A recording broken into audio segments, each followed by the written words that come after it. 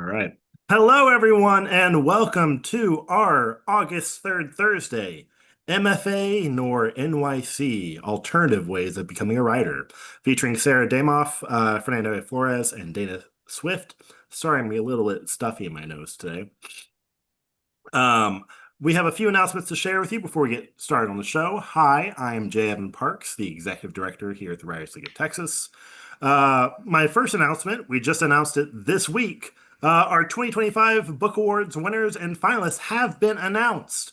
We have a wonderful selection of winners, finalists, and Discovery Prize winners that were published in the year 2025. We are so proud of Texas writers, and this our book awards is a way to celebrate that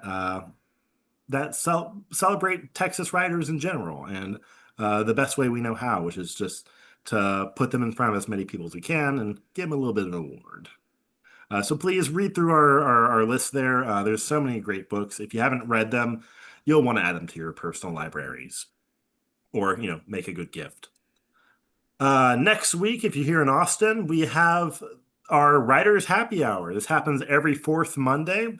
If you're ever looking for a way to like decompress after a third Thursday, and it's a Monday evening, feel free to come by and say hello to all the other writers in the area.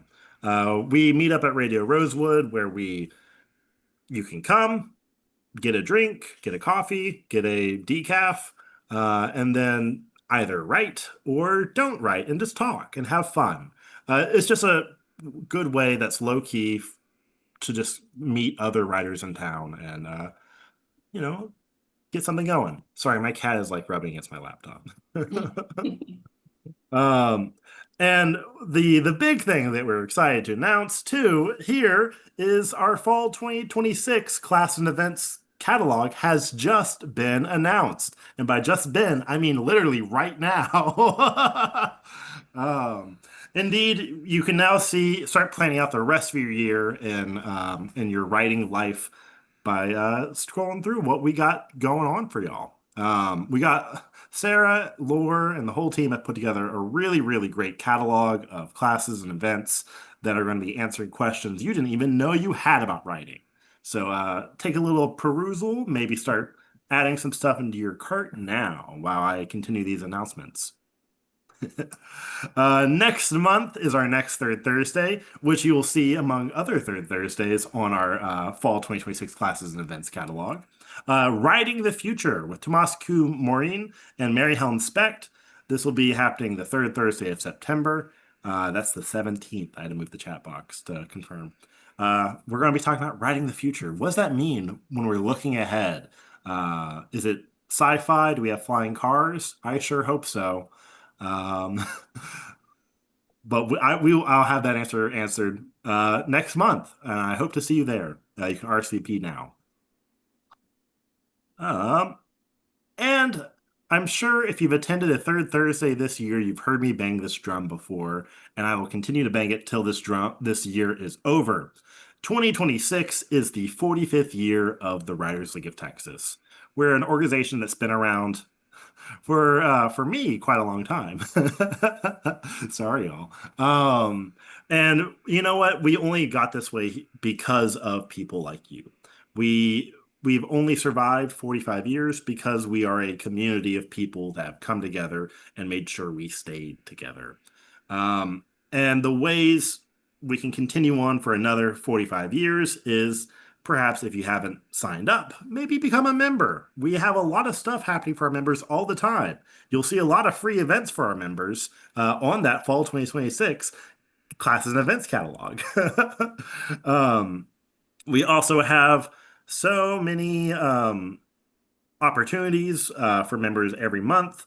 It's a very, very low price, $50 for the year. And that starts the day you sign up. So there's no lost time. So consider signing up.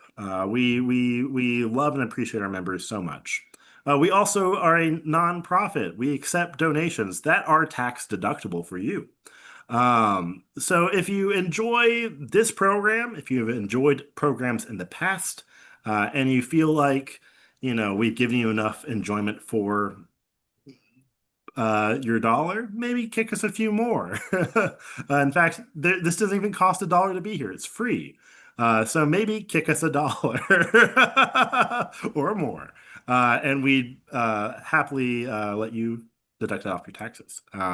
It helps us continue our programming. We do a lot of programming outside of our classes and events, including bringing half-day workshops, free half-day writing workshops to rural libraries across Texas, putting authors into schools, public schools across Austin, usually Title I, so they would not often be able to have these kinds of events. And we do these all at no cost to these communities.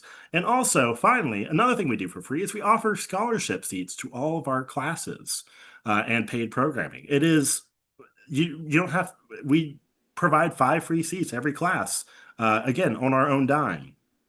And if you like that, maybe you could help us continue doing that. We'd much appreciate it. All right, that's my drum banging. Anyways, we do this event every month in conjunction with one of our favorite independent bookstores in town. It's so hard to have a favorite, so they're just one of them. Book People here in town is our partner for this event, and they have put together a little page with the books of our wonderful panelists, which by the probably within 10 minutes of this talk, you'll have that page open and those books in your cart because you're going to be like, these people are geniuses. They have such bright and amazing things to say about writing. I need to see their books now. And I encourage you to maybe just even get a jump on that now and just have the page open, the books in your cart, and your credit card in hand. Because you know what? The best way to support writers is to, buy their books. And we put them all in such an easy place for you. Support the writers, support a local independent bookstore. We'll all feel happy. I think that's enough from me, though. So I'm so pleased to be handing off this event to the wonderful Sarah Renee Beach. Welcome, everyone, to our August 3rd Thursday discussion. As Evan mentioned, my name is Sarah Renee Beach. I am very lucky to serve as the program director for the Writers League of Texas. And I'm delighted to be joined by 3 very different and very accomplished writers for tonight's discussion on alternative ways of becoming a writer. I like to say that the only prerequisite for being a writer is to write, and I do truly believe that. But there can be barriers keeping people from really investing time into their craft, and many writers also aspire to publish. And once you start asking around about how to do that, the waters definitely tend to get a lot murkier on what you should or shouldn't do. And if any of y'all joined us for our panel in June, it was a really lovely panel you can find on our YouTube page. But you may remember that we spoke to 3 authors who published their debut books after 50. And something they all had in common that really caught me by surprise is that they didn't take themselves seriously as writers until they got their MFA. And I'm not anti-MFA. I have an MFA, but I immediately knew I wanted to get some writers together who I admire, who managed to launch careers in a different way. And so I'm so glad that these 3 folks agreed to chat with me tonight. And I'm going to introduce them and then we'll jump into our discussion. Our first panelist is Sarah Damoff. Sarah is the author of the debut novel The Bright Years, published by Simon & Schuster in April 2025. It was a national bestseller, a Goodreads Choice Awards finalist, Southern Literary Review Book of the Year, and it is being translated into 14 languages. Her writing has appeared in Oprah Daily, Porterhouse Review, Ruminate Magazine, and Open Global Rights, among other publications. She holds a child protection certification from Harvard University. A Texas native, Sarah lives with her husband and children in Dallas, where she has worked in child welfare. Her second novel, out now, The Burning Side, which you can find at that link in the chat. Thank you so much for being with us tonight, Sarah. Thank you for having me. And our next panelist is Fernando A. Flores. Fernando was born in Reynosa, Tamaulipas, Mexico, and grew up in the South Texas borderlands. He is the author of the collections Death to the Bullshit Artists of South Texas and Valley-esque, along with the novels Tears of the Truffle Pig and Brother Brontë, which was one of Kirkus's Best of Fiction 2025 and longlisted for the 2026 PEN/Faulkner Award for Fiction. He lives in Austin, Texas. Fernando, thank you so much for joining us tonight. Thank you for having me, Sarah. Thank you to my co-panelists. Thank you to all of you for showing up tonight. It's an honor to be here. I'm excited to talk. Thanks. And last but certainly not least is Dana Swift. Dana started making up fantasy worlds when she was 11 years old and hasn't stopped since. She graduated from the University of Texas at Austin, where she earned degrees in English and advertising. Dana currently lives in Austin, Texas, with her husband and 2 dogs whose antics inspired the dragons of this story. Her debut, Cast in Firelight, and its sequel, Bound by Firelight, were published with Delacorte Press. You can learn more about Dana at danaswiftbooks.com. Dana, thank you so much for being here. Thank you so much for having me. Of course. I want to say to our audience, of course, thank you so much for being here tonight. We will be taking your questions at the end of the program, so do be thinking of something you'd like to ask our authors, and please submit that. There's a special Q&A section on these Zoom webinars. If you navigate to the bottom of your screen, you'll see the letters Q&A. Click that, and that's where you can submit your question. If you put it in the chat, it'll probably get lost. But I do encourage you to also chat in the chat box. But if you have a specific question for us, you're going to want to put it in that Q&A section. Okay, so I want to start with the present day, and then we'll kind of work backwards. Can you situate us in your current writing life? And I know I just read your bios, but tell us a little bit more about your latest books and what kind of writing you do generally. And Sarah, we'll start with you if that's okay. Of course. Yes. So my latest book, same as my debut, is a multi-generational family saga, both set in Texas, as well as my third novel, which I'm currently in edits for. So writing full-time at this point, lots of Texas family stories. Amazing. Beautiful family Texas stories. Thank you. And Dana, what about you? Yes, so my newest one came out. I was just talking about this, I think like 6 weeks ago. It's called In Dealing with Dragons. It's a young adult romantasy, as are my other 2. I first published, my debut came out in 2021 and then the sequel 2022. So COVID time. So this is my first time. I'm very welcome and used to the Zoom format, but it's really nice to see people in person as well and have those communities outside and still having Zoom be a thing. I am a full-time author living in Austin, Texas now. I just moved here back a year ago, so. Welcome back. We're so happy to have you back in Texas. Thank you. Fernando, what about you? My latest book, Brother Brontë, the paperback came out this year. It came out last year, so it's my first time. My other books were paperback originals, so this is my first time getting a hardcover. It's kind of weird. It was kind of, I feel like I feel like I cheated the system. I have 2 launches. I have like a hardcover and a paperback. So I don't know. I thought that was cool. I'm really happy with it. I'm a bookseller here in Austin, Texas. I survived by doing little things here and there. Dropped out of college, so yeah, I was thinking about it the other day. I was like, I don't know, I don't really like Charles Bukowski's work or stuff, but I was thinking about writers, and I was like, sometimes I end up like relating to like Charles Bukowski because he was the only writer that I ever like read that consistently like worried about paying his bills and paying the rent. So I'm like, God, am I like this guy or whatever the hell, always living like this? So yeah, and I'm trying to work. I just started working on a new novel recently. I don't know. I'm not in a hurry to finish. I think my first book came out in 2019. I have 4 books out now. I feel like that's a lot. I don't know. I feel like now, like, I don't know how y'all feel about putting out books so close to each other, but I feel like And I feel like what Dana said too, like I had a couple of books come out like during COVID.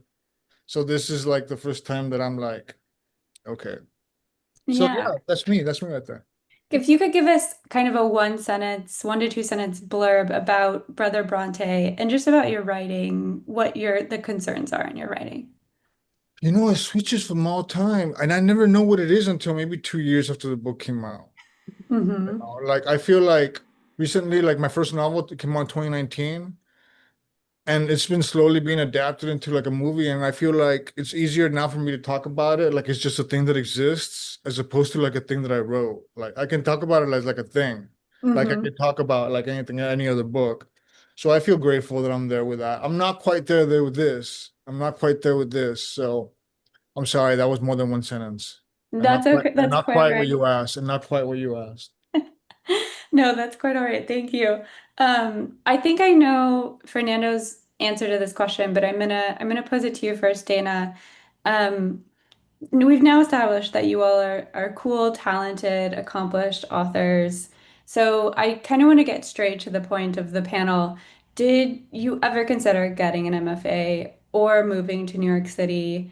Why did that come up? Why did it not? And then if you did seriously consider that, why did you choose not to go that route? You want me first? Yes, please. Okay, perfect. Yeah, so I got my undergrad at UT, and the very last year they had like a creative writing certificate. And I was like, I wouldn't have double majored in advertising if I knew I could do this whole other side degree. Um, so it was kind of like too late. So I got to take a few creative writing classes, and they were wonderful. But they never talked about like the business. They only really talked about the craft and getting better at your prose and the craft. And it was always about short stories. And I always wanted to write a novel. Hmm. And MFAs to me always felt, I talked to professors about this, and it was always like, if you need time and you have money, then MFAs can be amazing. But if you don't have money and you want to just hustle on the side, sometimes it is better to get a day job or like do other things and like live life and then just write when you have time, like so many writers do. So that's kind of where I did. I just went and I started becoming a bookseller at Half Price Books was my first time, and I immediately was joined a writing group and queried, and that writing group really showed me that their feedback, like I would go every week, I would write for the week and then read aloud a chapter, and then I'd get feedback. And I remember one of the authors who's now written like 14 books.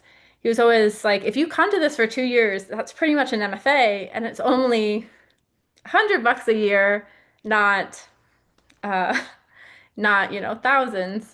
Especially with like, New York, it's just to live there is just hard if you don't have a support system or you don't have, maybe someone to room with or, the ability to do that. So I feel like I'm talking a lot, but this is kind of our main question, isn't it? So No, it is. Thank you so much for sharing. What about you, Sarah? So I think I love the idea of getting an MFA, but I became a writer not that long ago, and I have 3 kids in the home and had a job at the time that I got my first book contract. And so it was never the most realistic thing, time or finance wise. Though to me, the most appealing thing has always been kind of the community aspect of it. And I've heard from many people what Dana said, that it's very focused on craft and not much on the business. And I would love to learn more about both. I would love to grow in my craft and do that. So I'm still considering it, but I will say that the first literary agent who made me an offer of representation said something a little condescending about the fact that I didn't have an MFA, and I ended up saying no to that offer, and then like crying because I felt like I turned down. I had nothing else on the table. It was my first offer. We wait a long time for that, and it's a big deal, and you don't know if something else is going to come. And there were several things. It wasn't only that one comment, But it was comments like that that just made me feel like I don't know if I want to have this business partnership over the many projects, if we're starting out on a note of condescension about the fact that I don't have an MFA. So that was an interesting experience. And then New York, I love New York and I love going up there to see the publishing people. But I feel more passionate than ever now about living in Texas and writing about Texas. Working on my third book, my first one, I kind of just wrote it about Texas because I decided to do the easy thing since I know Texas very well. I was born and raised here. And then having that work go out into the world and hearing how readers responded, whether it was readers in Texas really loving to see our state represented, or readers outside of Texas having stereotypes broken about the state or asking questions, made me like, okay, now I'm going to set books in Texas on purpose because I kind of just did it almost accidentally the first time. And not that you have to live where you're writing, but my life is definitely in Texas. So I haven't considered moving to New York for publishing, and it hasn't been necessary. Oh my gosh, I want to take you for a drink and hear more about that agent. But that is a really good point. You get to decide, where your center of gravity is, where it matters to you to write from physically. Fernando, what about you? Did you ever think about jetting off to New York? And I know you said you didn't graduate undergrad, so you gave up on the institution a long time ago of that. So tell us a little bit more about that. I just had no idea. I was just inept. My journey as a writer was just this inept fool's journey where you just have this fake idea of what being a writer is. I didn't know, like, people went to MFAs. I think I discovered that too late when I was like 31. I'm 44 now. My first book got picked up when I was 37. I'd already been writing consistently like for like 15 years. And throughout my 20s, I was convinced that, any day now, both Simon and Schuster would be knocking on my door. They'd show up in person, whoever they were, offering me a book contract. I had this illusion of what I was doing. I really had no idea. Moving to New York never really seemed like I think I really thought about or entertained. I just didn't know. I just read a lot, and I just, in my worst moments, I don't know, being a dishwasher at Justine's and then waking up early to be a barista. Like in my worst moments where I had to work a lot, I'm like, all I have to do is like to feel like a writer is like do one thing. I'm gonna do one thing every day where I feel like a writer, and that would be like reading a short story or reading a poem. Even that takes like 15 minutes of your time. Even if I'm busy as hell. Okay, I can sit down and read a short story. That's it. I can stop and do that, and then that's it. Go on. And that's how I justify, not being given the time to write, having to make your own time to write. So I don't know. I never really knew how people became writers until like 2012, 2011-ish. I was 30 years old, 31 years old. I was like, oh, I saw this pattern where everybody had a MFA program and was pursuing that. So I don't know. That's me right there. Yeah. Yeah, that's a perfect segue into my next question. You mentioned Bukowski. When you first thought to yourself, I want to write more, I want to dedicate myself to writing, this is how I want to spend my time, this is a passion. Um, which writers were inspiration, and what did their careers look like? Did it feel like they were replica models, or did it give you some insight into how to be a writer? Me, this is a Yeah. system. Okay. I mentioned Bukowski maybe just like, against my better judgment, you We know, won't hold it against you. just because, most of the time I don't feel like a writer. I feel more like a horse player. You do your best with your horse. You watch your horse run, and that's it. You lose. Sometimes you lose. Most of the time you lose. 90% of the time you lose. But like sometimes you win. Every once in a while you win. And you're like, thank God. thank God my horse made it. And that's how I feel as a writer mostly. Sometimes most of the time you lose, but it's the hustle. I've never written anything. Nobody's ever given me the time to write anything. I've always written stuff while I'm hustling to do whatever, Mhm. and I still do that. And sometimes I'm like, well, maybe this is my lot in life to just do this. I just accept it instead of like being like, I don't know, I owe the IRS 20 grand, like, I don't know, stuff like that. That I never that never happened until after I became a writer. I didn't have any debt until after I published my first book. Oh, Shit. wow. So Oh, wow. But it's all happening in stolen time. I'm just like, whatever, none of it exists. We're lucky to be here, I don't know. It's true. Sarah, what about you? What were the writers you were kind of looking to? Were there careers you wanted to emulate or kind of ideas you were getting from writers that you were inspired by about what it meant to be a writer or how to go about it? I think some of the authors that come to mind for me are those who wrote like in multiple genres or even fiction and nonfiction. So, Margaret Atwood, Marilyn Robinson, Danny Shapiro are all people I really looked to. And I felt like they were not letting themselves be boxed in by whatever they had previously written, but were then willing to go and write whatever was honest and on their heart for their next project.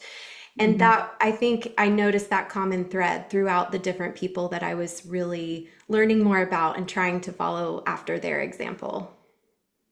Yeah, that's a great list of authors. I also feel like Mary Oliver and Annie Dillard, because of the way they write, because it's such pure contemplative art that it's like all yeah, as a reader, all you have to do is get into their words and I don't even know how to it's just so much about the art.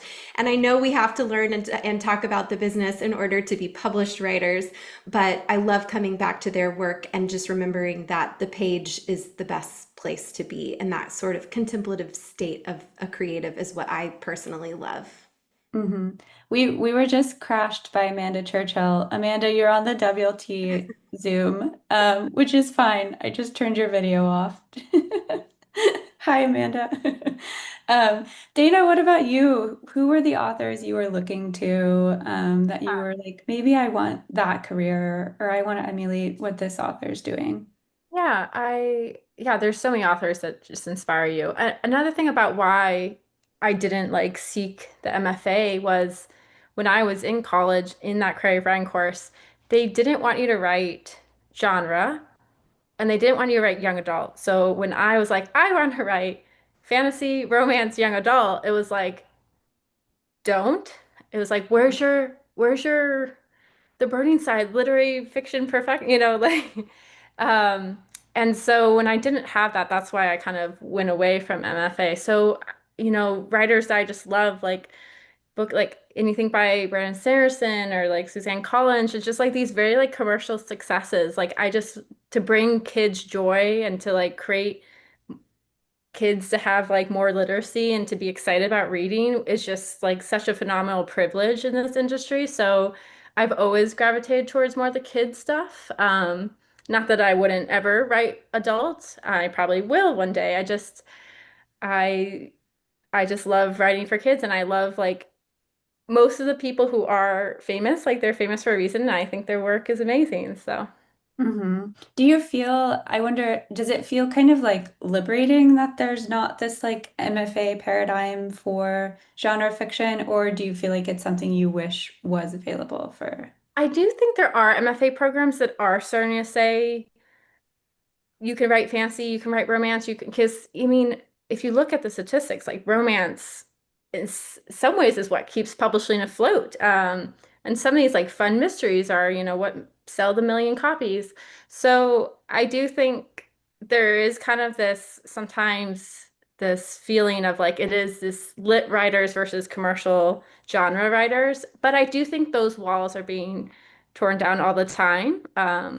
with a lot of people who write very literary now having like fun, high concept books or high concept, fun commercial books suddenly becoming classics because they won all these awards as they should. So I do think publishing changes every 5 years. So that's why it's always hard to like tell someone like how to query now or how to get an agent now. Like the business changes all the time because they have to like kind of like the allegory that Fernando said, they have to make gambles on like what's going to sell, but what's going to sell in 2 years because publishing is also very slow. So yeah, hopefully that answers the question. Yeah, I definitely. don't know if you've heard Ellen Hildebrand talk about, I haven't had the privilege of reading any of her books, but I have listened to several interviews with her, and she talks all the time about her experience at Iowa, and how they like told her she would never publish a book, that her voice was just too, and I think she has like 30 something. By all commercial standards, she has been very successful.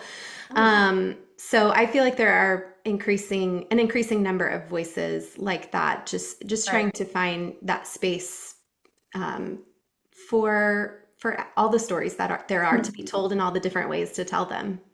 I do Oh, that, say, I think the biggest thing about being a writer is every writer can write their book because they all have their own voice, their own experiences, their own journey.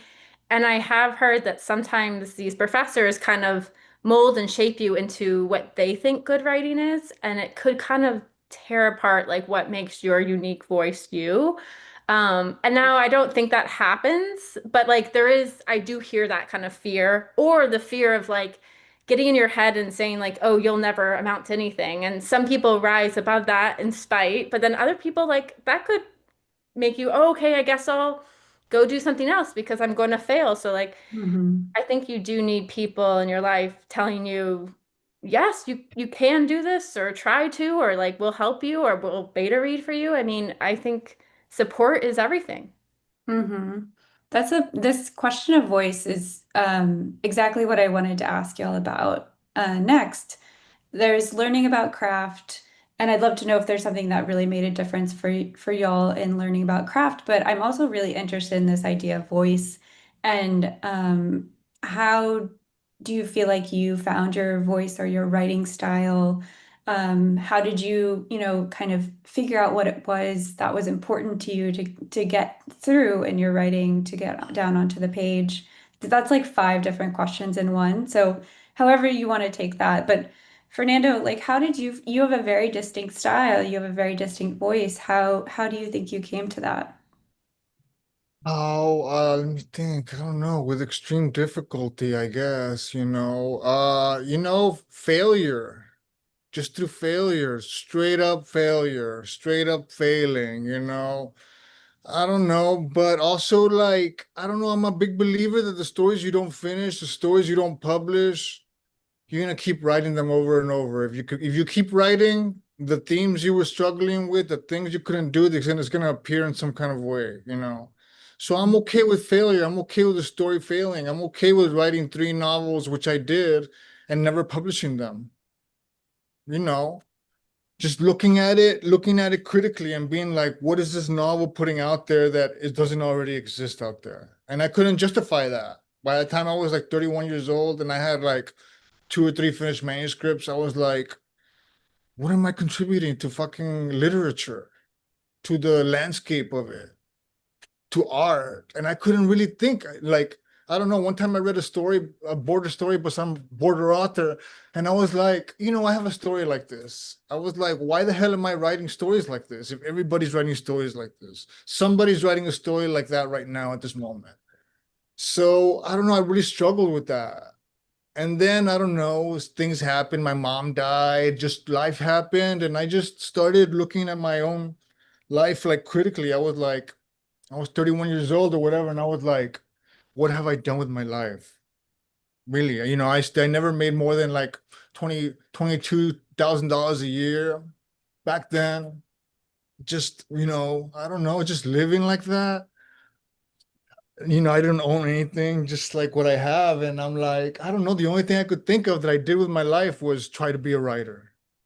So I just like one day I just had this vision of this pig, this creature that was like had hooves and like a beak and reptilian skin. And I was like, what the hell is this creature? And that eventually became like the image that led me to my novel. My first novel, Tears of the Truffle Pig. And I wrote that in 3 months real fast, just out of this panic, out of sheer panic. And that's it. That's how my Wow. writing changed. It seems like it happened overnight, but it was like 2 or 3 years of hard questions, asking myself the hard questions and Yeah. justifying them. I don't know. I love that though, asking yourself, what is this adding? Um, and why would I write something that's already out there? Those are very difficult questions to contend with. Um, Yeah, I don't know. what about you, Sarah? It's funny. I'm trying to think what my answer is, and I can think of different times. A lot of times when I'm really inspired to write something, it is after um, reading something else or hearing a song. A lot of times, like art inspires art. And I can think of times, even as a child, before I ever considered, writing as a career or even knew that was a possibility as a profession, hearing a song or reading a poem and then thinking, I wonder if I can do that. If I wonder if I can do that like that. And I think I still do that sometimes. I'll read a novel, hear a song, read a poem, finish it, and then think, I wonder if I could write like that. And kind of challenging myself to these little personal exercises. And you may be imitating another artist's voice, but then you're finding your own through doing that over and over. It's not copying a story or a character or an idea, but it is this like, for some reason, this song resonated with me, or this novel, the way it was told really resonated with me. And I wonder if I can do that. So I feel like I'm constantly consuming other art and then challenging myself to see what can I do with that. Now, it's interesting because when I'm drafting my own work, I'm not reading anything else that's like it. But then when I'm not immersed in that, I'm reading everything. So it is this kind of like you build and take and consume from life and then let it turn into what is your unique voice. And it's interesting, I've had a lot of people comment on the uniqueness of my voice, and I've wondered several times, like, I wonder if it's partly because I don't have an MFA. I didn't have like a particular training in how to, and there are plenty of times where I feel like, well, people might like this better because of that, or they might judge it and think it's not as good because of that. But I have heard multiple times it's unique.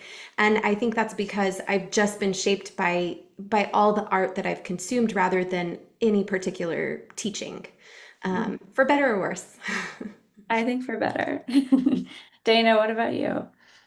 I think we're all like little copycats when we first start. Just because we like know how to write and like we've learned how to write, or been taught how to like write an English essay, creative writing is so different that I do think we all become like little mimics. And I always had that fear of like, oh, I can't read certain things or certain styles or certain voices because I would feel myself be this little sponge and then like, oh, why am I sounding like Charles Dickens here? Because, oh, I just read a Charles Dickens. But then eventually I could kind of read whatever I want and I'd kind of found my own voice and my own things. It just takes time with anything. I do think you have to write a book to learn how to write a book. I do think so many people seem to have like it takes 5 to 10 years. Um, and that is sometimes writing 10 books and that's sometimes just writing one and going like perfecting it and then realizing maybe you need to write the next thing. But yeah, voice is one of those very interesting things. I think it comes a lot down to character and point of view and like how you're expressing that character through the page. But in terms of like gaining the craft, like I don't think you should be afraid if you feel like you're sounding like your favorite author because one day your unique collection of you like this piece of media, you like this book, like it'll form this own stew that your ideas then will come from, and like only you are really harped on those particular themes or those particular word choice and things like that. So yeah, Mm-hmm. but voice Yeah. is yeah, A lot but of it's so uniquely you. experimentation. And to Can I add Fernanda's one point, thing? failing. Yes, please. I didn't even think about this until I had a book out and I had people asking me certain questions about my writing. But I was raised by a single mom who was blind. And so I was constantly narrating the world to her, whether that was physical descriptions or relational social cues that I would pick up on, that I would, whisper to her about how someone was acting in a grocery store line or whatever it was. And I have seen the way people ask me about my writing. I'm like, I guess I do that because it's ingrained because of life experience. And I still think, and I think even if I were to get an MFA, that I would continue to think that our life experiences, I is it, I don't want to get this wrong. I think Dorothy Parker said the best part of writing is living. It's our life experiences that shape how we see the world and how we speak about it, more so than anything you can get in a class. And again, I'd love to get an MFA and grow in my craft. So none of this is to make that sound, but I will always contend more so now than ever that life experience shapes our writing in a way that is maybe different than other careers that we can't get in the same way through our, education. It's a different Absolutely. sort of education, complementary. Bringing your unique point of view to what it is that you're writing. And so what are the steps kind of in that direction of publication, but way before publication, like before thinking about an agent or a book deal? What are the kind of steps you were taking? Did you all submit to literary journals? Did you start a newsletter? Did you self-publish? Did you make zines? What were the kind of like pre-pub steps that helped you grow as a writer, but like kind of made you feel more established? Fernando, what about you? Yeah, I'm the product of various art and music scenes. So we used to have like, I don't know, little publications. I used to work at a coffee shop that was a half sandwich shop, half coffee shop, but I worked at the coffee shop side. And in the same building on the other side was what was called like Kinko's back then, FedEx Kinko's or whatever. So we'd give the FedEx Kinko's guys free stuff, and they'd give us back then what would be like a green card that doesn't exist anymore, but they'd give you this green card and you put it in any of the machines and you get unlimited everything you want back in the day. So we'd print out, and everybody around me was an artist, not necessarily a writer, but they just, we'd put that out, and stuff like that. And eventually I submitted, I guess, to literary journals and publications. Anytime I saw some Mexican published some in a literary journal, I'll be like, I'm gonna be that Mexican in the next one or whatever. So I would do that. I never get accepted. I never ever get accepted ever. But occasionally, like once every 2 years, I would. I still never get accepted. I still don't get accepted. Oh But you my know what? gosh, It I'm feels missing good. It feels out. good. It feels real good to not get accepted. It feels good, real good to read that New Yorker editor send you like a little thing. And it cracks me up. I'm like, I know he's gonna say no, but whatever. Yeah. Uh, I don't know. I think it's hilarious. Like submitting and getting rejected is funny. I don't know. Like I was thinking when I was younger, I was like, if you're a boxer, you can't be afraid of getting punched in the face, right? You can't be Well afraid of said. getting punched in the face. That's part of the job. Part of this job is rejection. It's just how you take rejection, how you move forward after rejection. Mhm. That's it. Well said. Yes. Sarah, what about you? Did you do submitting? Did you self-publish anything? Did you start a newsletter? That is a great question. I really didn't learn much about any of that being like recommended or what writers do until after I had sold my first book. So I do remember a distinct moment where I had sold the book, and it's like been an 18-month plus process of edits and production before it's out. So sometime during that window, I did a lot of learning that whole time. like what, okay, am I going to be a writer now? What does it mean to be a writer? And I do remember a point where I was like, oh my gosh, I have to have a like author bio and I have nothing.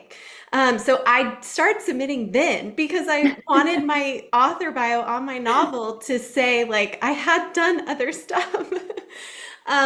So and also had plenty of rejections on all steps of the process. But I did do a couple short pieces after that so that I could fill out my author bio a little bit The so that my bio. debut wasn't like, this is her debut and it's all she's ever written. I have so much respect for the short bios that are just to me it feels pretty baller. But that is so funny. What about you, Dana? What were your kind of the baby steps you were taking to think about publication? Yeah, for me, I do know a lot of people do short stories to kind of like learn how to finish things because the biggest thing about writing is like finish the thing so that you can learn how to edit. You learn a lot from writing it, and then you can submit, and then you can get punched in the face, rejected, and then that'll teach you something about, put your guard up, get thicker skin, or like how to write to market a little bit more, or how to write a query letter that will catch an agent's attention. So there's so many lessons. And what's so funny is like we learn all these lessons about craft and then we get this great book. And then you learn all the lessons about querying and then you get the agent. And then you learn all the lessons about how submission works and then you get the book deal. And then it's like, okay, how do you like author? And there's like less and less how-tos out there for each step. So it's a hard process. I didn't do many short stories though, because I've always like since I was a little girl, I was like, I'm writing a book. I'm not writing like short little pieces. And the beauty about writing for kids or writing like very commercial genre things is, and maybe you can see from the beginning of this in my bio, like people don't mind if my bio is like, oh my God, you have two dogs. Like, and it can be kind of like cutesy and fun of just like things that you like or like, she can be found reading and at this writing group. So I never really felt like I needed to pad it. But I do know like as a literary author or in the adult space, there is that kind of like feeling of needing to pad it because there are those agents like Sarah talked about who are like, you don't have your MFA. And it's so there's just like a different expectation based on like what like area you go into. So if you're writing for like middle schoolers, it's a different kind of vibe than if you're writing for young adult. So each age category has its own kind of like community and trappings. Mhm. But yeah, the bio can be kind of it can feel like overwhelming of like what do I say? But that's the beauty of like, well, sometimes you can have a sentence about like I wrote this book because of this life experience. So there that can kind of be in the bio too. So I wouldn't be afraid of like, but I do think writing short stories and writing lots of things, starting lots of things, seeing which one actually sparks joy and like you're actually wanting to finish is really, really important. So, Mhm. and like seeing which genre you want to write too. Totally. And that's why I really appreciate, you pointing out that it's different for different genres, that there is no one size fits all writing of advice, right? Like it's particular to what your goals are, what it is you're writing, what your interests are. So I appreciate that you were like, I didn't feel that pressure to write short stories or just submit to literary journals because my ambitions were different. So I really appreciate that perspective. So let's talk a little bit more about the business side. How did you find your agents? Did you query? Was it via referral? Did they reach out to you? Tell us your kind of meet cute with your agent. Fernando, what about you? Again, with extreme difficulty, I queried maybe like again, like I had nobody to ask. I didn't have any mentors or anybody who I could really ask how to do this. I just kind of made it up as I went along, but I did it completely the wrong way. I queried, like, I sent like probably like in the span of maybe like 2 years, I sent maybe or a year and a half, I sent maybe like 70 queries to 70 different agents. Believe it or not, there were 70 different agents. Sometimes maybe I query the same person if time passed. Yeah.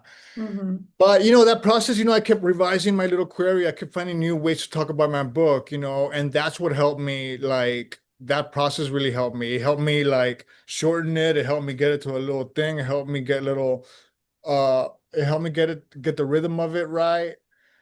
And out of those 70 agents, maybe like 8 got back to me at different points asking to read the entire manuscript, because everybody has different specifications when submitting a query. And usually they only ask for like the first 15, 20 pages first. So out of those 8 agents that asked me maybe to read it, maybe like 2 or 3 actually read it and got back to me. And out of those 2 or 3, one of them signed me. But she didn't sign me. She wanted me to do different revisions of it. She wanted me to add this section to it. And I realized that she was right. Like I wrote my book. I had never written a book like that. I'd never written something that was like speculative-ish or whatever. I didn't even have the word or the language for what I was writing at the time. So I don't know. So yeah, so that's how I ended up. I eventually, like one day, I signed a contract with her. It was April of 2016. I signed a contract with her finally. And I had been doing revisions with her maybe for like a year. And then it took another, oh my God, is this true? Yes, it took another 2 years of revisions because my novel didn't sell until May of 2018. So I was working with her for another 2 years. But also she was like my age. I liked this agent because we were the same age. And she was like living life. Like the day she submitted my novel, the day after, actually, she submitted my novel to different editors. She gave birth to her first baby. Wow. So I was like, as the author, I was like, oh my God, I felt like I was like, I can't write to this. I can't write to her and ask her, how's my book doing? Like, what is the proper amount of time that is appropriate to wait to email your agent? And I think I waited like, when I just couldn't do it, I waited a little while, but I think like after like 8 or 9 weeks, it took like 2 months. And then an editor was interested in it. And it ended up being my editor to this very day at FSG. And it was his very first acquisition. He was 24 years old. Wow. Oh, I didn't know He'd that. already been there for like a year and a half since he graduated from Michigan, where he got his undergrad. He never got his MFA either, but I was his very first book acquisition. I was so grateful. If it wasn't for him, I'd still be unpublished probably, because everybody else rejected my book. It took one person. I don't know. Mhm. Just takes one agent and just takes one editor. All you get is one yes. You can get a bunch of no's, and the no's come quickly. But this is what I learned, all right? It takes longer to get a yes than it is to get a no. Mhm. So if you're like, it's better that I haven't heard this person from a long time, who's like a positive thing. You're like, let them read it. Let them, Yeah. because everybody else is going to tell you no right away. Mm. Oh, what a great story. Sarah, tell us your agent story. You already gave us a little bit of insight. Yes. Well, when I started querying, I didn't know that's what I was doing. I didn't know the phrase query letter. I had written a manuscript and then had been sitting on my computer for 6 months or so, and then I was still thinking about it, and I opened it back up and I liked it, and I thought maybe I should find out how to get this published. And I mean, my first go-to was like internet search, and I'm like Googling literary agents, which isn't really the best way to find literary agents because there are many of them and they're very different. But I think so I sent a couple emails, and it was like not the query letter that everybody that I now know follows the form. It was just like a few sentences. It was like, I've written this book about this, and I'm wondering if you'd like to take a look at it. And it didn't give a lot of information. But even starting with that, I was getting responses back. I was attaching the first few pages or a sample or whatever, and I just got enough encouragement, but no offers, that I was like, oh, okay, this is exciting. I'm going to learn more about this. And then I started kind of hardcore research, listening to interviews. I found out what a query letter is. And, the whole time that I'm just cold querying agents, I'm revising my pitch and my pages. And I'm like, when I talk to new writers who haven't done that at all yet, I'm just like, I don't know what this would have looked like without that process. I felt like I had to have both the rejections and the agents I had a lot of agents who came back to me with like a this is really close sort of response. Like, I'm not offering representation, but I think this, and this. So that was what I personally needed to be this kind of fuel to make improvements and try again and keep going. I feel like my best practical tip and where I really turned a corner was when I finally invested $25. I think I shared it with a friend and we both were able to log in. So it was like $12 that for Publishers Marketplace for a month membership, because you can see who's doing deals with who. And so I worked backwards at that point. I just searched because the pool of editors is much smaller than the pool of agents. And I had a couple of offers, like I mentioned before. I said no to that one agent and it broke my heart. And I had some small presses that were interested. And I really that's what compelled me to really start thinking, what do I want? And realized I want to keep doing this and I want to write more books and I would love, if possible, to make a living from it. And like the small press that had been interested, they mostly published like a memoir from someone, and it wasn't as much of a career. It was just, here's this one story we want to get out into the world. So that's when I really explored all the different paths to publication and had to figure out what personally was the best fit. And I just joke that I had like the right amount of ignorance and arrogance to just be like, I think I personally will regret it if I don't try for some of these bigger houses. So when you do that and you look at the imprints and then you look at the editors who are publishing, which again, I think at the time I didn't know what genre my book was. But I knew what it wasn't. And so I found the editors that seemed to match. And then I worked backwards on Publishers Marketplace and saw like, what are agent names that I'm seeing repetitively come up that they're doing deals with these editors. And by then, it had probably been like a year of off and on. I'd send an email, I'd work on my pages. This was not a very full-time thing for me at all. But my query was better, my pages were better, and now I was targeting the right agents. And so then I started to things happened a lot faster after that. I started to get offers, found the agent who I'm still with today.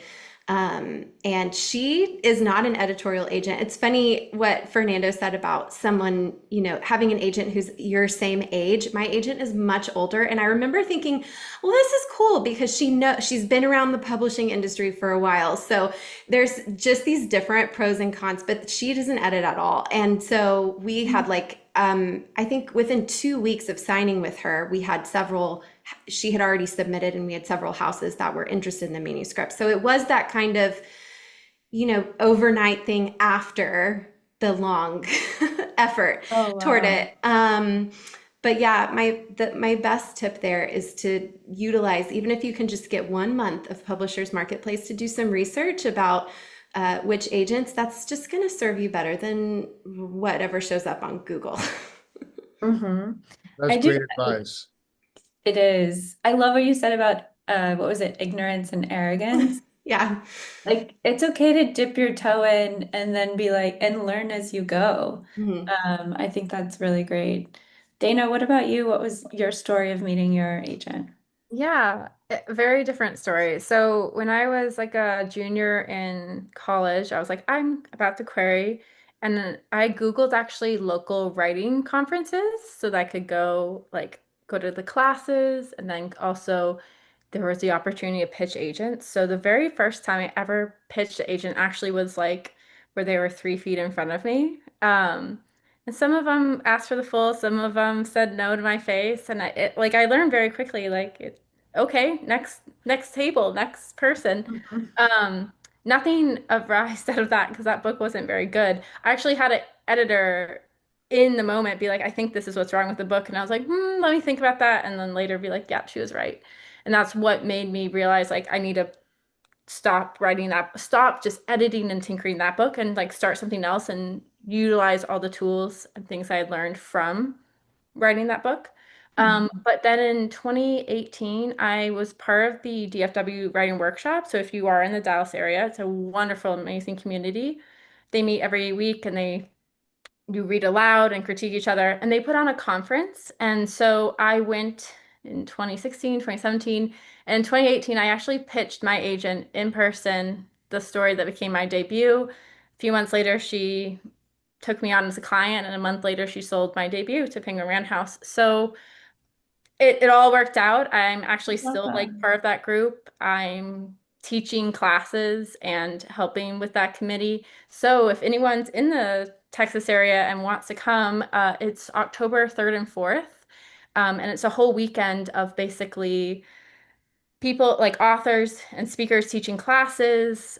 We have keynotes, and then we have 16 agents taking pitches, and you learn a lot about how to express and pitch yourself when you're doing it in person because there's like a different way of like personality wise, and also just like you don't want to ramble and over talk. And like I do think the main tip for query writing is to keep it short and concise because most of the time that blurb has to fit on the back of a book anyway.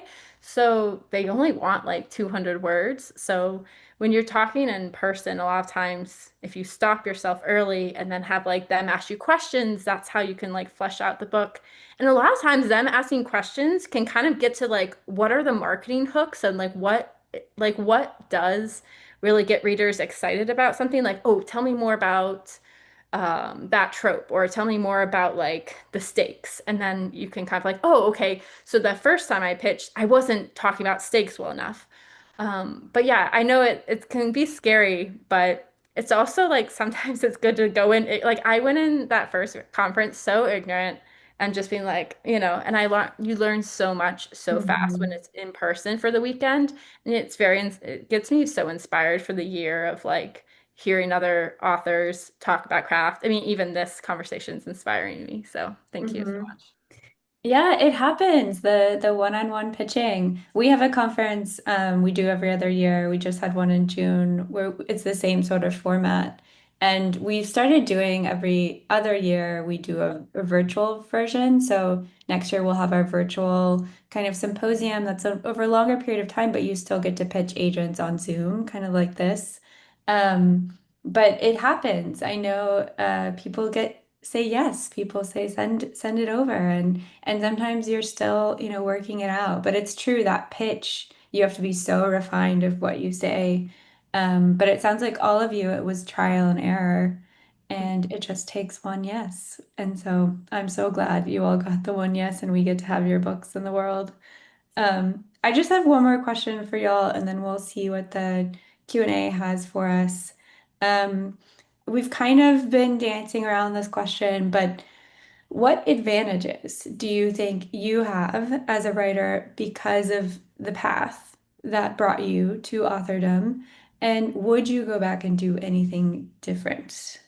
Um, and Sarah, I'll start with you because I know you're still considering. But what advantages do you think you have, and would you go back and do anything different? That's a very thought-provoking question. I don't know what advantages. Okay, I will say this. This is what comes to mind.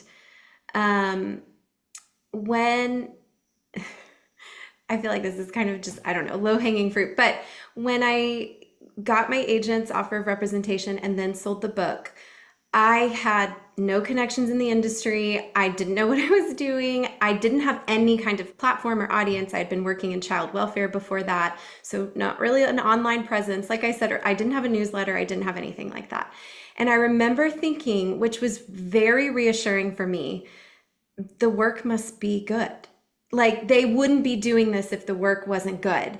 And hopefully that's always the case, but there are people that have advantages toward book deals because they have a platform or because of something else. And I just remember thinking the only reason they bought this book is for the book. And that was something that I really liked knowing. And it really built my confidence where I didn't necessarily have a ton of confidence, starting out was just like, there's no other reason. Um, so to me, that felt like an advantage. And then what was the second part of the question? Would you go back and do anything Oh, differently? yeah, I think, well, I think I would have someone in my life earlier on tell me, like, writing is an option as a career. But then I'm like, actually, I feel like all that I learned working in child welfare for decades, and I wouldn't really change any of that, but I might have started also pursuing writing earlier, and definitely would have loved to connect with other writers and just have. I still feel like I don't have a very robust writing community. I just really started writing a few years ago, and so I think that would be something that was a bigger priority earlier on for me, maybe. Mm-hmm. Mm-hmm.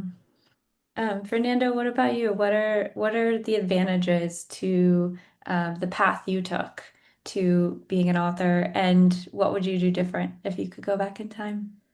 I'm not sure there's any advantages. I think every path has its own, I don't know, give and take, its own, you have to give up a little something and everything, I don't know, like I feel lucky that I'm a bookseller on the one hand, like I get to read my book, I get to be on the other end of it, like selling books, being around other people's books, seeing what's out there. I love to, and I have a lot of time to read, I'm not a teacher. I don't work, so I have a lot of time to do that.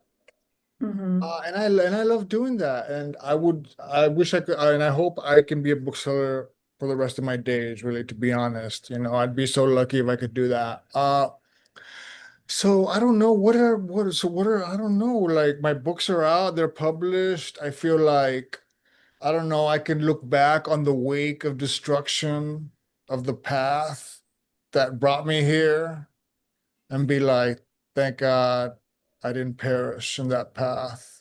That's it. That's to have made it this far Mm-hmm. is a reward within itself. To have one reader. I don't know, I'm a cult author. I'm not Stephen King. I'm not selling thousands and thousands of books.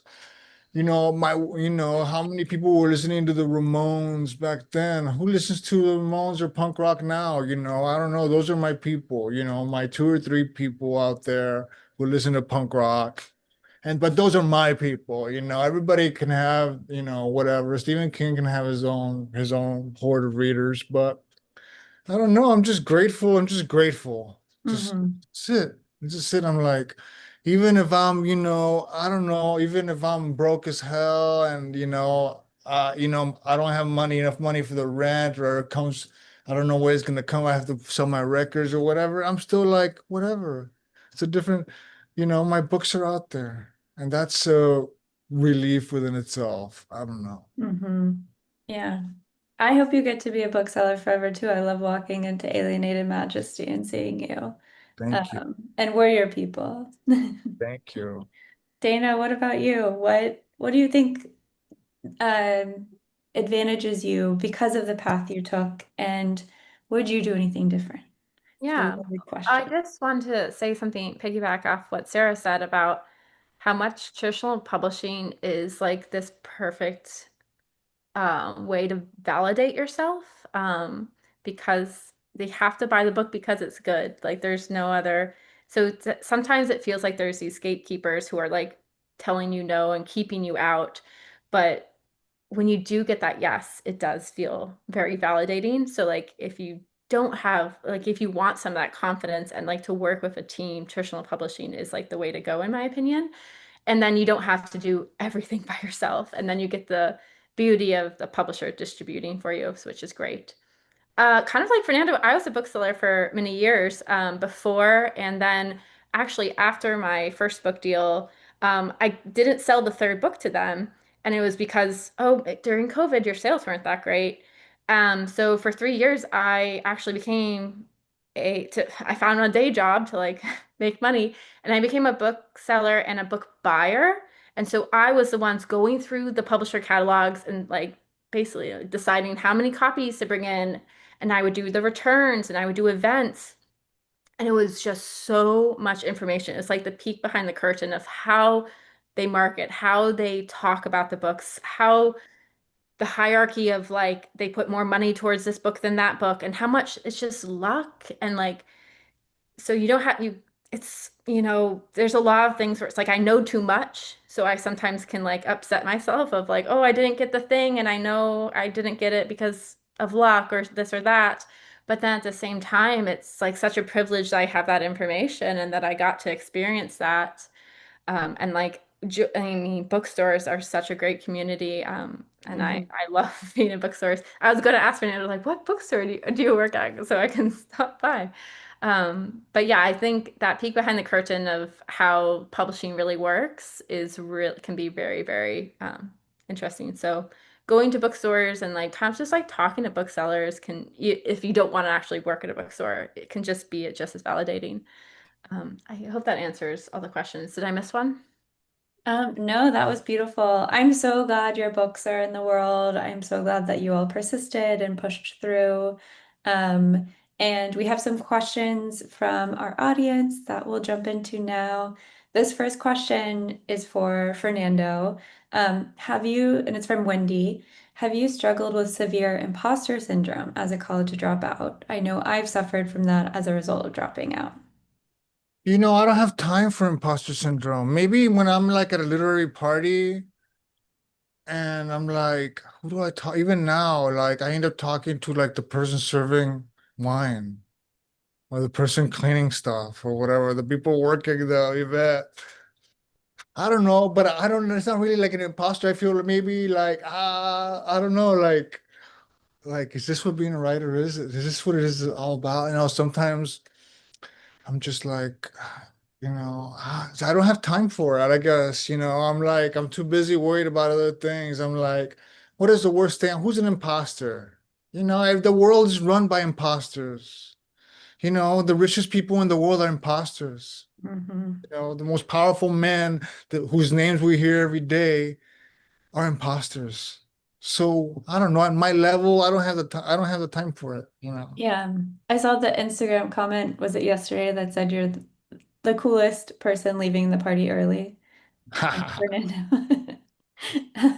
Sarah, this question is for you. It's also from Wendy. Did you get the condescension about the lack of MFA from more than one agent, or was it just the one? Did you encounter that multiple times? I only encountered it once, and that was because we had gotten to the point where we actually he was offering representation and we were having a phone call.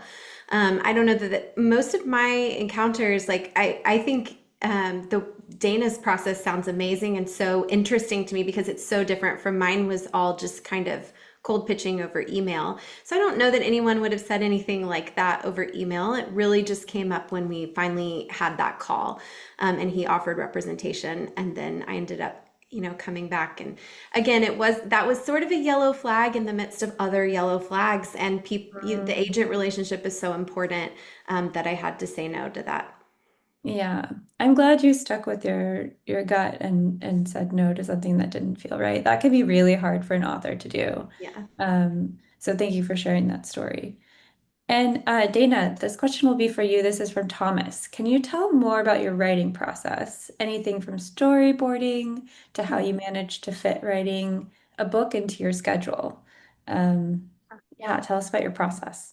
Yeah, so I used to do kind of my day job of book selling, and then I'd always write at night. And then what that editor said to me in person was when I pitched it, they said, I think your structure's wrong. And so for me, I always thought, "Ugh, it's my prose. I'm not strong enough. Every verb's not perfect. That's what editing is. That's what being a good writer is." And then I realized it's like what gets published is actually story. So if you can learn pacing, structure, and like what a good idea will then like generate good like idea story, the storytelling is what gets you published. Like the most beautiful manuscripts, if they're kind of structurally wobbly, a lot of times agents, will try to fix it, or if they're too busy, that's why you get rejected because they're like, it's almost there, but it needs more foundation work. So I really, really worked on pacing, especially in YA. Pacing goes fast. So I learned how to be like a more interesting writer. And so what I do is I kind of write, I pants, and then I'm a headlight writer, so I plan only like like the next three chapters. And if I think of something more interesting, I veer and like go to the more interesting thing. So I try to make every single chapter or page like oh, like someone will want to read this because it's like cute banter, or someone wants to read this because it's like it's just good story. So in my imposter syndrome, when I was a kid, I was like, oh, I'm just not a strong enough writer. But I learned by the time I was querying that's like, but if you're a strong enough storyteller, you can get published. So yeah, hopefully that answers that. Um, Sarah, could you tell us a little bit more? Let's back up a little bit and do a little bit more explaining about there's a question of what is the investment in an agent versus the rate of return on that. Can you talk a little bit about what an agent does for you and I think they're asking whether an agent costs money. Can you tell us about that? Oh, yeah. Okay. So, agents should never charge a reading fee, to my understanding, that because what will end up happening is that the agent gets paid when the author gets paid. So, the literary agent, kind of Dana used the phrase earlier, is like that first gatekeeper. And when they offer to represent, then they submit it to publishers. A lot of publishers, the major houses and imprints, will not look at manuscripts unless they come from an agent. So agents are doing the work of fostering those relationships with acquiring editors so that they know their taste. I mean, gosh, literature, so much of it from start to finish is matchmaking. And finding tastes that align. And so the agent hopefully knows editors that have a similar taste that aligns with the manuscript that they are representing. And so they'll send it to the editor. And then when that book sells, typically, it's a 15% commission that the agent receives. So you should not be making a financial investment separate from, again, the agent gets paid when the author gets paid because they're getting that commission. Does that answer the question? I think so. That was a Okay. great That was explanation. excellently put, Sarah. There I couldn't have explained it better. so much spam right now where people like posing to say like, and then they'll get you in a conversation and then they'll say, there's a fee for me to read it, but then I can that's not, don't do that. That's either not a real agent or not a good agent. And I'm glad to see everybody nodding in agreement. So, because I know that's really more prevalent now than even 3 years ago when I first signed with an agent. So be aware and careful with that. Yes. Thank you for You saying guys get like AI emails from like, I'm an editor at a big house and I publish your book. And I'm like, it's already published. Yeah. Yeah, beware. Everyone be wary. Fernando, can you let us know how this anonymous attendee should start looking and applying to literary journals? How did you start finding literary journals? You gotta go out there. You gotta read them. You gotta read them.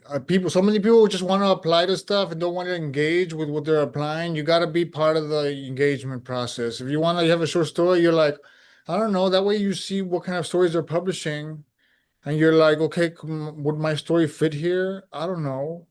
Most of the time for me, the answer was no, no, but I still would submit to the editor or whatever.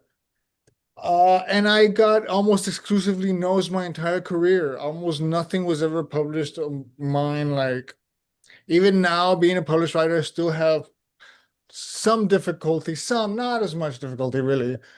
But like in the big ones, I'm never gonna be published in there. And you know, do I care? Probably not. I do it like comically, like to be funny.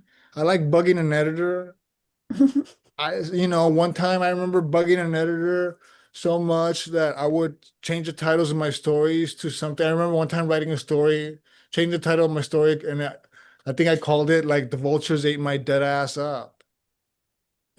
Just because I wanted to see back in the day they send you a rejection thing with your title. You'll be like, "We cannot accept your story. The vultures ate my dead ass up." I just wanted to read that, and I was like, and I just thought it was funny. If But you could just say a couple that people should have on their radar, what are your favorites? I love the Southwest Review out of Dallas. I gotta say the Southwest Review is one of the most mind-blowing like literary journals in the country. I want to say, and it's one of the oldest, and I think it is the oldest literary journal in the country. A lot of people don't know this. The first issue came out like in 1914 or something like that. You know, uh, amazing stuff. I love the Southwest Review, what they do, and I would say that like pay attention to that, especially since it's a Texas journal. A lot of people don't really pay attention to it. I didn't pay attention to it until a few years ago. So, and they're always doing interesting things. Like they'll put out like a record. They'll send you a record. If you get a subscription to that, sometimes they'll send you a record out of nowhere. They just sent me a Okay, great. record. They just sent me a record that and I'm so grateful for it. They do a lot of amazing stuff. Southwest Review, that's all I'm gonna say. Okay, that's a great recommendation. But yeah, and I would just add that you can go to, I think it's CLMP. They have it's a coalition of literary presses and magazines. I'm probably saying it wrong, but they're a great place to look for literary magazines. Also, Poets and Writers has a great database. Yeah, Poets and Writers, Um, a New Pages. That's how I used to do it. I don't know if New oh Pages is yeah. still around. New Pages was a fascinating resource back in the day. I think it still is. The website looks like it's from 1997 or something, but I mean, I think the best way to do it too is to look at a debut short story collection, look in the back of the book, and they'll say everywhere that they published each of the short stories. Or if you're writing poetry, same thing. Um, yeah. And Dana, could you say one more time the name of the conference that you were speaking about? Yeah, I can even put the link in the chat too if that'll help people. It's called DFW Con and it's October 3rd and 4th. I'm actually teaching the Friday class where it's going to be speed dating with 10 other people who have agents and you get to practice pitching. So I'm very, very excited about that. But let me drop it in the chat so you guys can see it yourself. Awesome. And I will just plug, keep your eye on Writers League things. We always have stuff on querying, pitching agents. We are always trying to demystify that process. Okay, and we're gonna take, let's see, one more question. Let me find a really good one. We got lots of questions. Let's see. Can you suggest ways to find a writers group? Sarah, I know you said you were hoping to find more community. Where have you found community? I feel like I'm the wrong person to ask this question, but I have complicated feelings about this.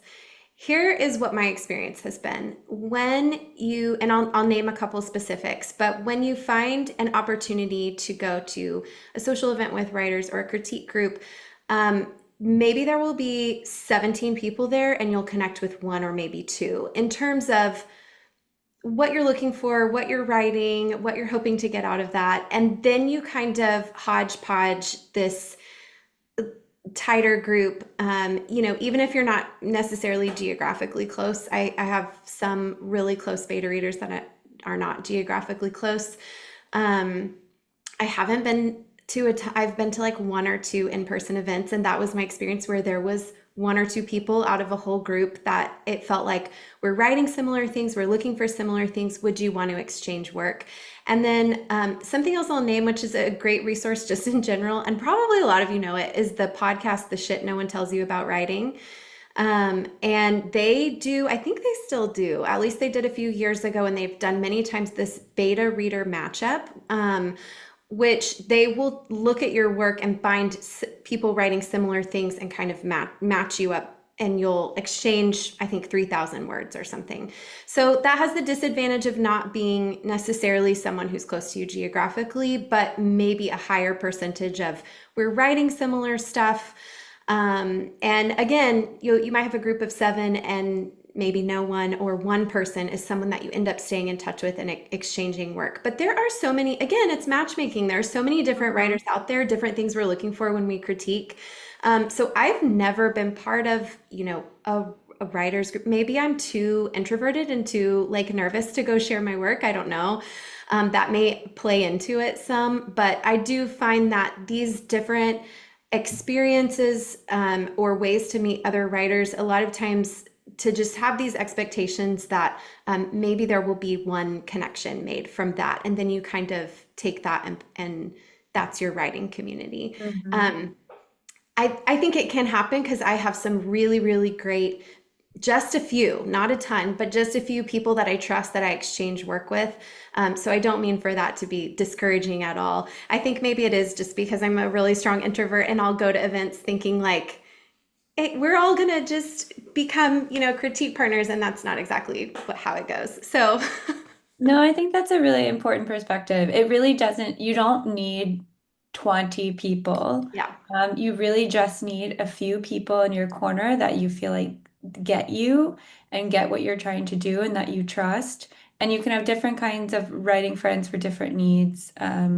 Sometimes you just need someone who's saying like, hey, are you writing? An accountability buddy. But I will say, come to WLT events, go to DFW Con, go to bookstores, go to Alienated Majesty where you'll see Fernando selling books, and go to all bookstores. Bookstores are a great place to meet writers. Go to writing events, get out there, and you will meet your people. But it does take time. Mhm. Thank you all so much. This was a lot of fun. I'm really delighted that you all agreed to chat with me about this. Thank you for being so open, so honest, for sharing your story of how you started writing and how you are now successful published authors who we are so lucky to get to read your work. And I am big fans of all of you. So thank you. Thank you so much. Thank you, Sarah. I had a great time listening to all of you. Thank you so much. Thank Yeah. you, Fernando. Hope to see y'all soon. Peace, y'all. Thank you. Thank you all. Thank you so much for